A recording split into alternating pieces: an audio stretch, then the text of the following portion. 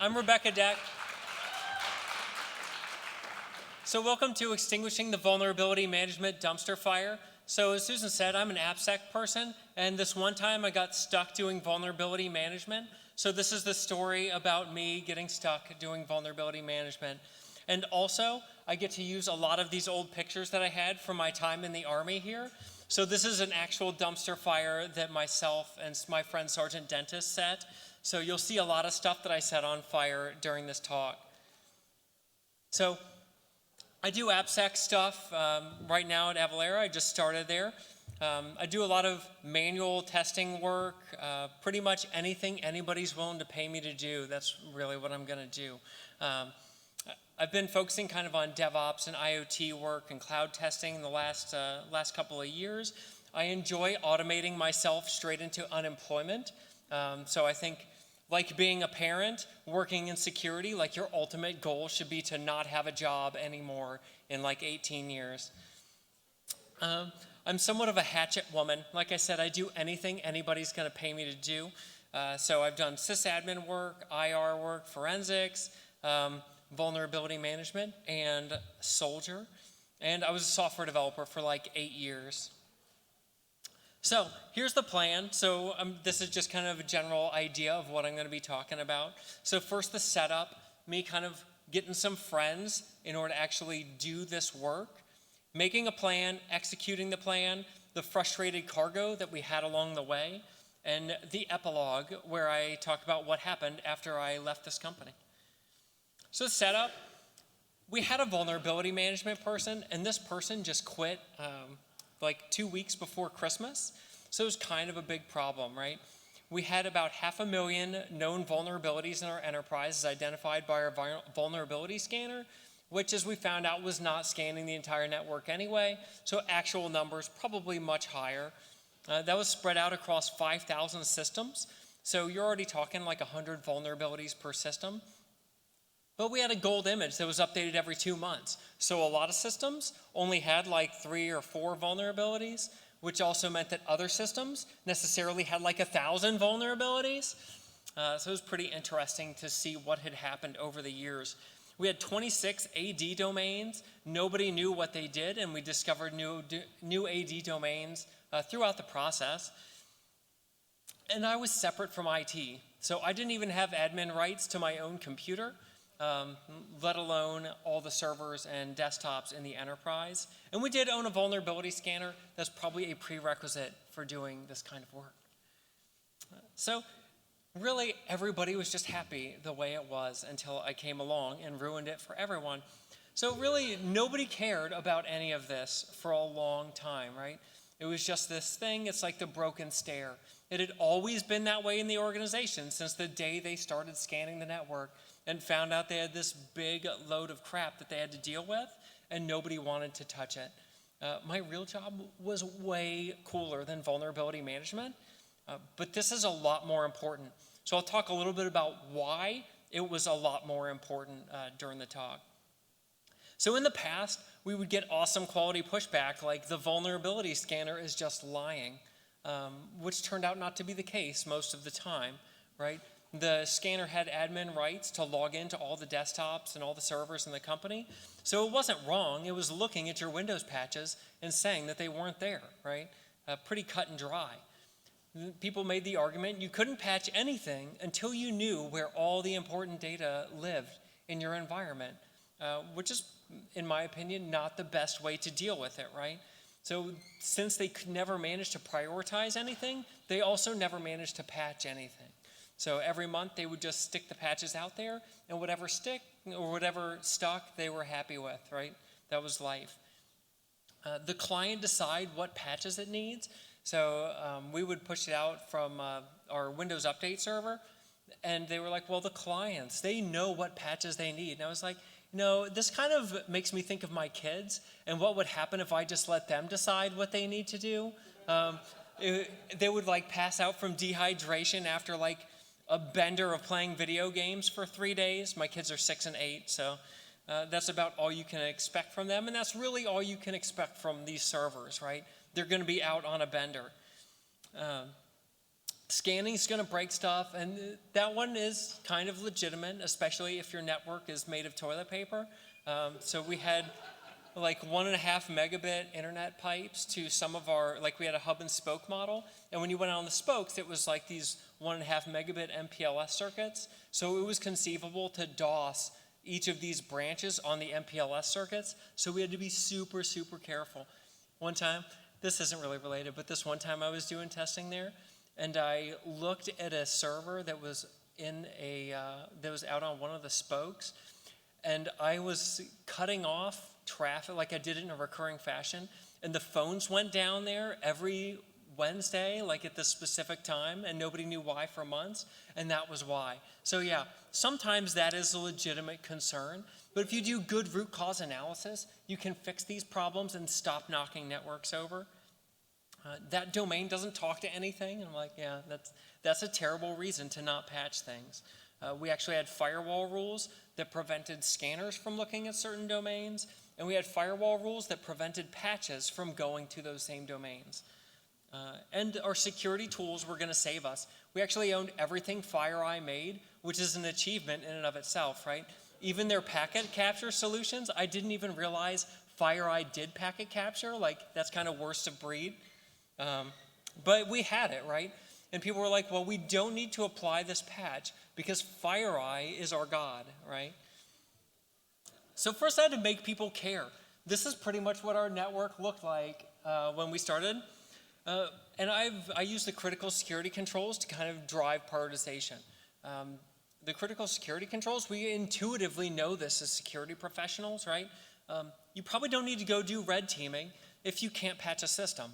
But that was what we were doing. And the critical security controls make it not my stupid opinion, but it was the opinion of many security professionals, which carries a lot more weight than my opinion. So I use that as kind of the vehicle, right? So I was hired to do AppSec work. And at the time, that was like critical control number 18. And critical control 20 is red teaming, which is the other thing that I was doing. Well, this is critical control number 4, right?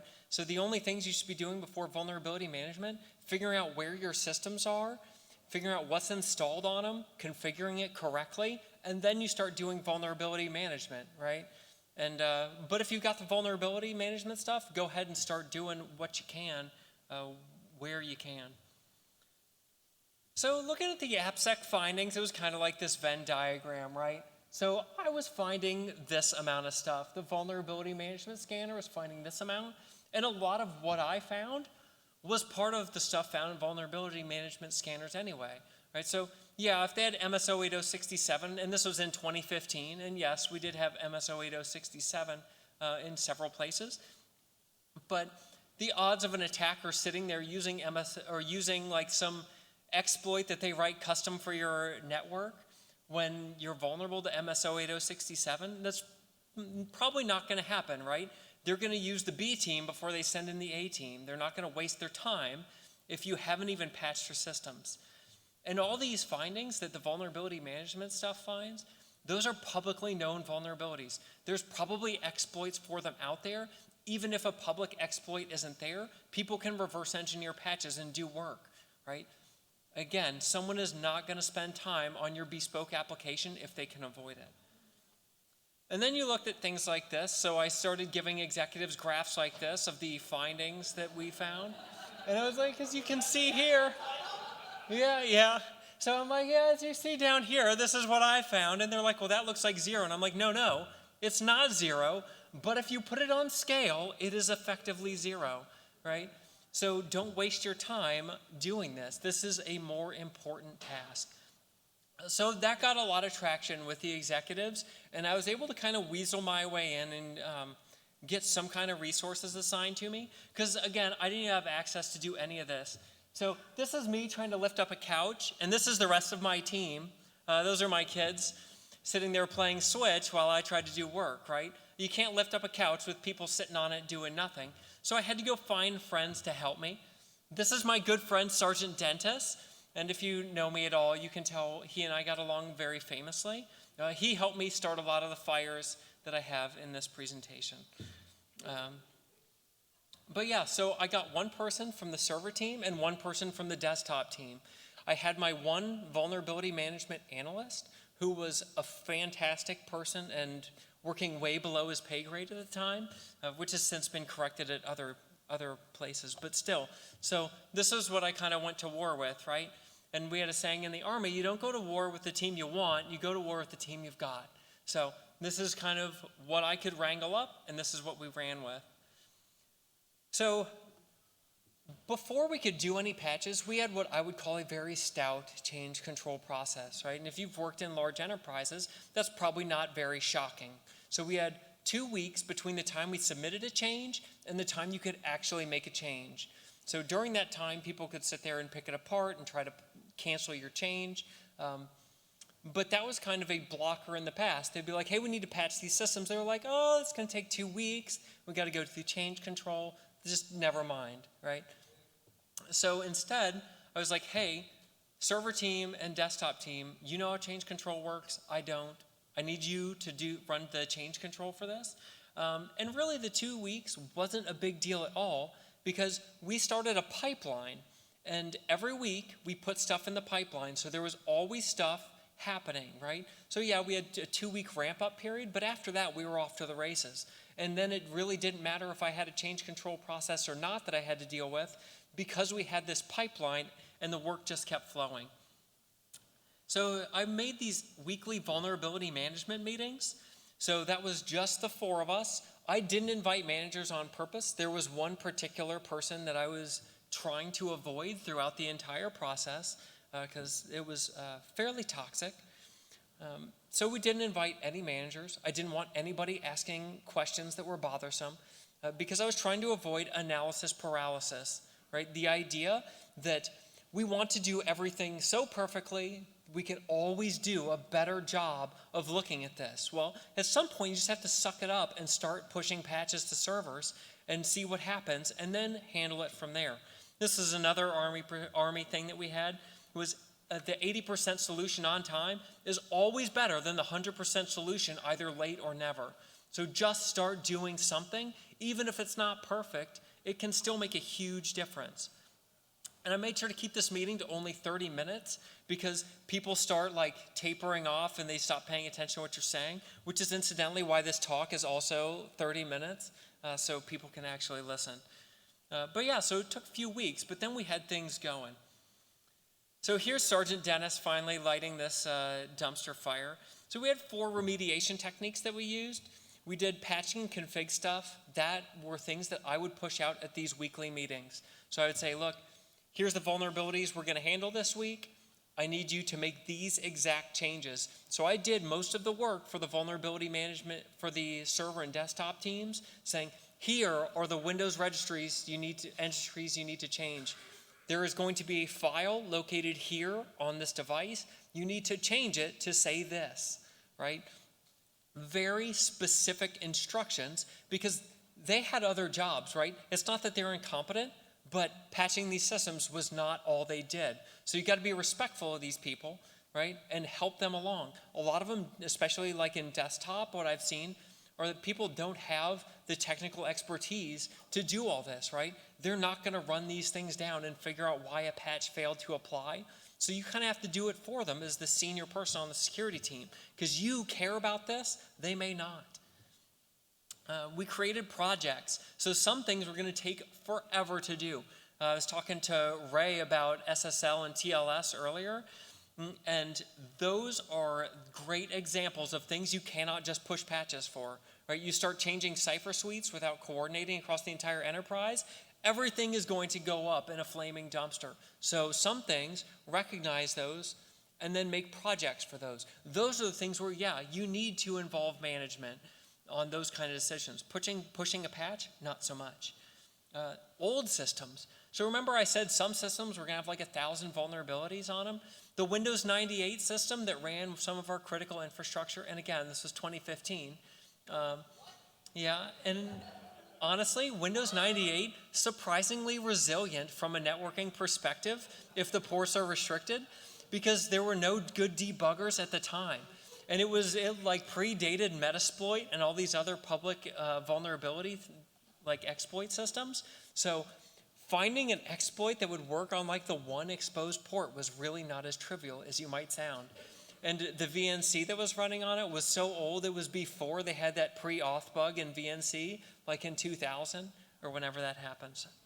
So, and then, but those need to be projects, right? I'm not just going to go shut down this critical Windows 98 server, right?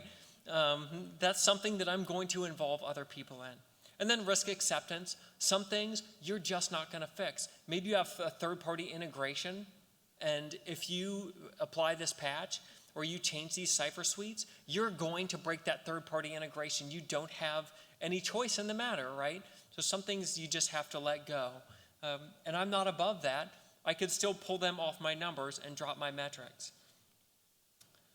I formed a secret remediation cabal, which was really just my friend and I from the vulnerability analyst. But we would get together and talk about what we wanted to do. I would keep this meeting super short, like 15 minutes, and we would do it 2 days before we had the other meeting with other people. So that way we could get all our ducks in a row, make sure we were squared away. So I would pick out what vulnerabilities we wanted to remediate next. So he would show up and he would have a ordered list of vulnerabilities based on severity and one based on volume of vulnerabilities, right? So if you had the same vulnerability 50,000 times in your network, which is shocking with only 5,000 systems, but there you go. So you had things like that where you're like, all right, let's find the one that were the most common. So we picked out the 3 most common by volume, the 3 most severe. So I would kind of make the judgment call on those where I was like, all right, MSO 8067 needs to be fixed. Tomcat manager with a username of Tomcat and a password of Tomcat, that needs to be fixed, right? Yeah, it's only on 100 systems, but it's still important, right? Even though it's not on 5,000 systems.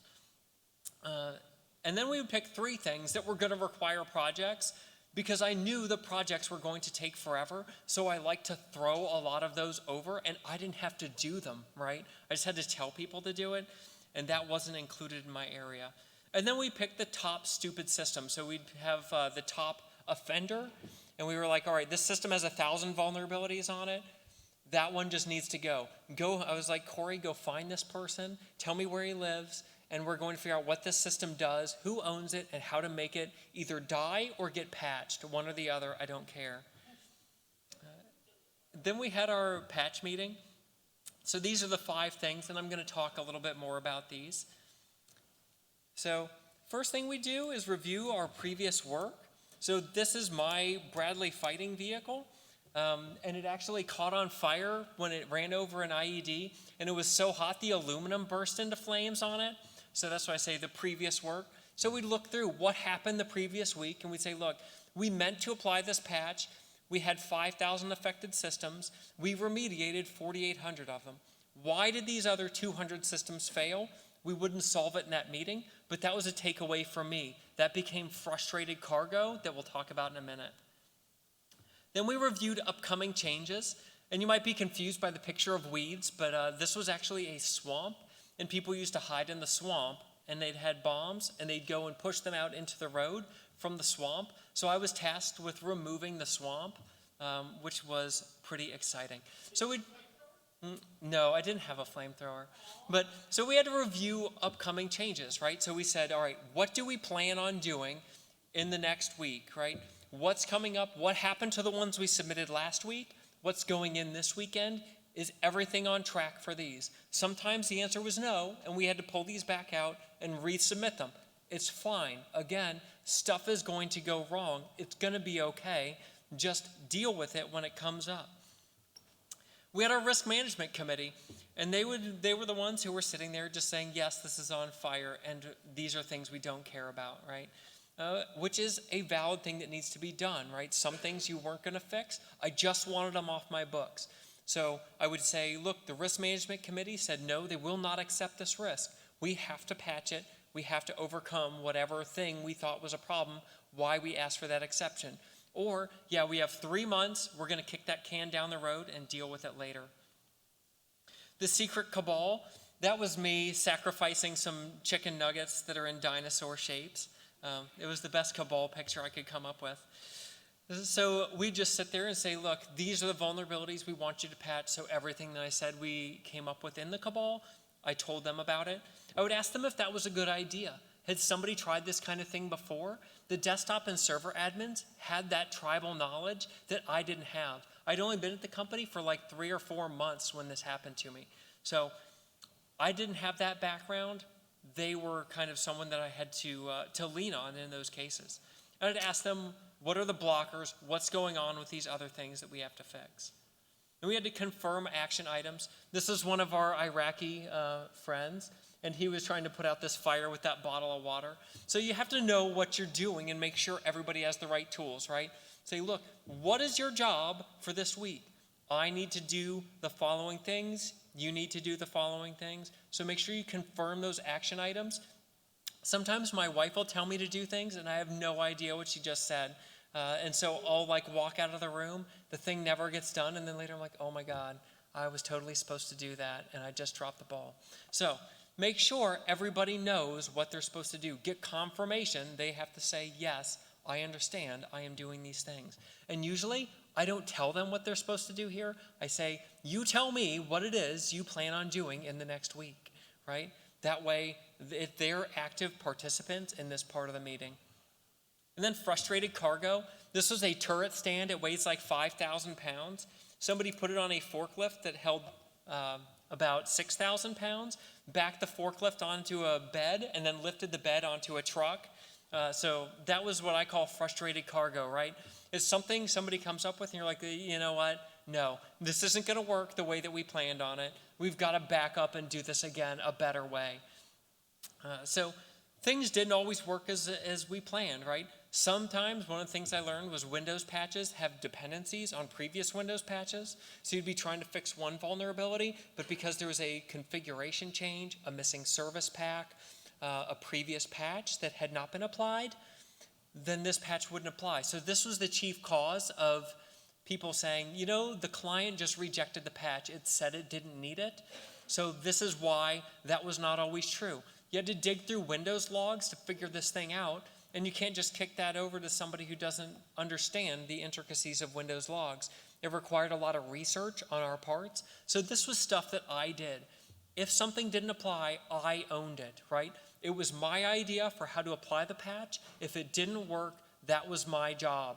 And I think that was where a lot of times these kind of initiatives had fallen flat in the past, is people said, well, it didn't apply, I don't know. That's why we still had 100 systems vulnerable to MSO 8067 in 2015, right? People applied the patch, it went out, it just didn't go to these systems. Why? I don't know, but yay, like mission accomplished, we can all go home. Not so much. But then we just rolled those back into the next iteration. So that would come right back in 2 more weeks, and we'd try again. Maybe we figured out that it was a thing that we had to have a project for. Maybe we figured out it was a piece of the network that we weren't even scanning, right? These kinds of things. So in the end, here I am. I finally got this swamp to burn, right?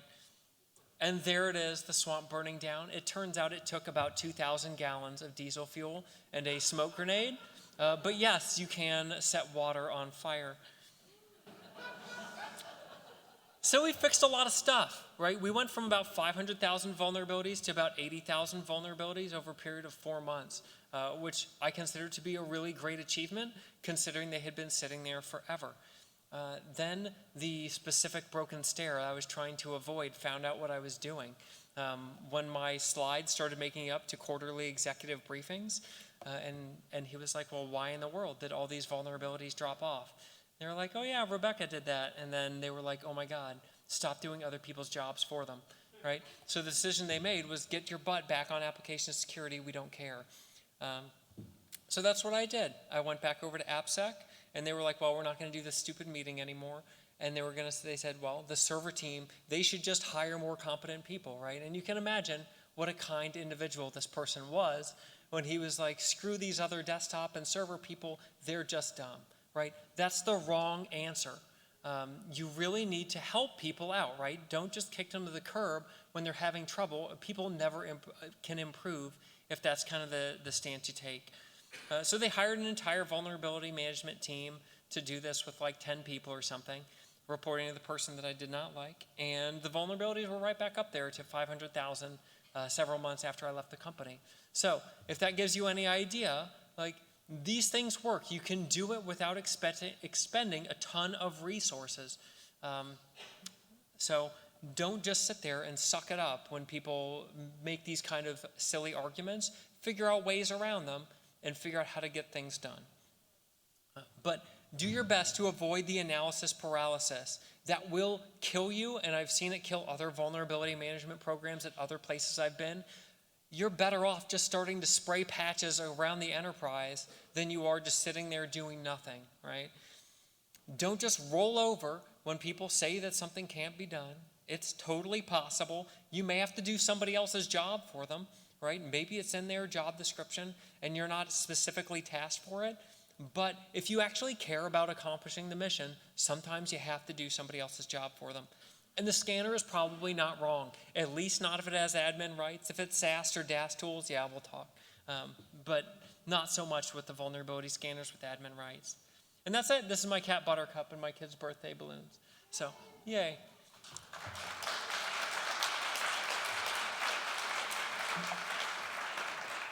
So what questions do people have?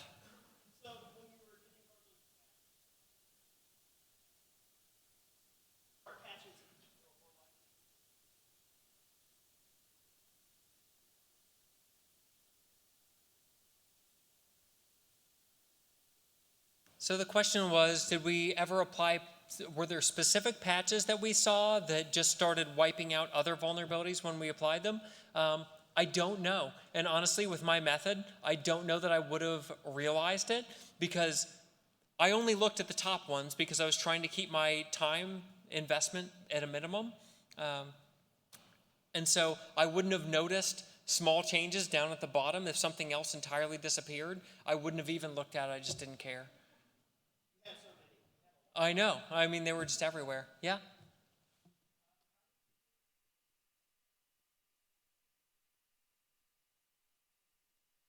When there was, so the question was, how did I resolve friction between myself and, are you talking about system owners? Yeah, so the system owners, honestly, most of the time I didn't cause very many problems. And I was like, look, you can back out my patches. I don't care. Like, just go ahead. It doesn't really matter to me. I'm fine with it. And I didn't really cover it, but our rollout process was kind of a phased thing, right? So you started out small and it rolled out to like lower environments and then rolled up. So people who had good test environments, these things got figured out early. So that might be something that, that we were able to catch early on in the process, right when they start pushing the patches, someone raises their hand and I would just back everything out. I didn't care. I would rather lose an entire 2 weeks worth of work than sit there and make somebody lose operability. Availability was definitely king at that organization. Any other questions? Oh, up there.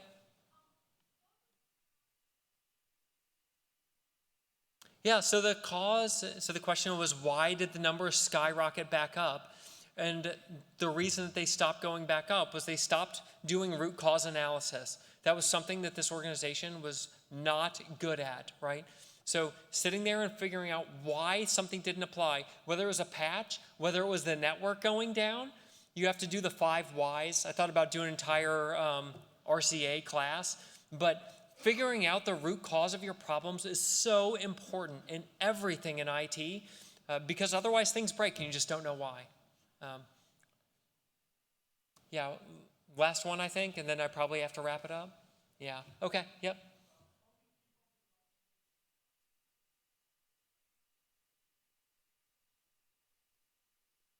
So how did I keep up with public disclosures of vulnerabilities? I didn't care, honestly. I had numbers and I was making those numbers go down. That's all I cared about. So in the past, I have worked at places where I did have to care about that. I use a lot of Twitter, as some people who follow me on Twitter know. I use a lot of Twitter. So I use that to figure out when big things are coming out. I also used to do a daily threat intelligence update. So in part of that, my job was to explain to executives what things were that were coming out that day. So I look at news articles The Internet Storm Center does some work. But yeah, I'll be happy to talk with you offline. If there's anybody else with questions, I can definitely get with me after. I'm super easy to find. And I'll be wearing an orange Avalera jacket, so I'm like a giant walking traffic cone. All right, thanks everyone.